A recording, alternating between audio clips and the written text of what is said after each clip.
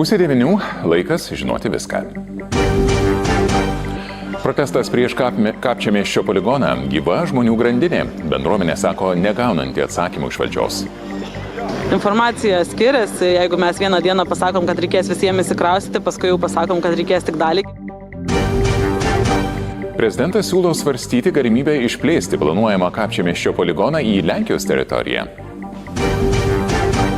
Spaudžiant šalčiui, pusė Kijevo daugiabučių palikti be šildymo po naujos Kremliaus atakos. Mineapolyje imigracijos pareigūnai nušovė dar vieną žmogų.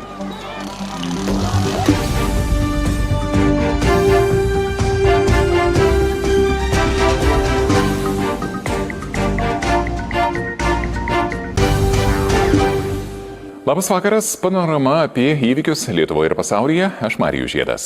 Kapčiamiestyje surengta akcija prieš valdžios planus šalia miestelio steigti karinį poligoną. Vietos bendruomenė teigia negaunantį įtikinamų atsakymų, kodėl poligonui pasirinktas Kapčiamiestis. Atvyko žmonių ir iš kitų miestų, kaimyninės Lenkijos. Krašto apsaugos ministras Facebook'e pranešė, kad poligonas Kapčiamiestyje bus.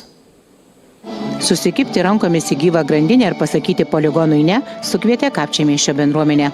Pasak bendruomenės pirmininkės, nei prezidentas, nei krašto apsaugos ministras ir kariuomenės vadas anksčiau susitikę su bendruomenė neįtikino, kodėl poligonas steigiamas Kapčiamiesčio girioje.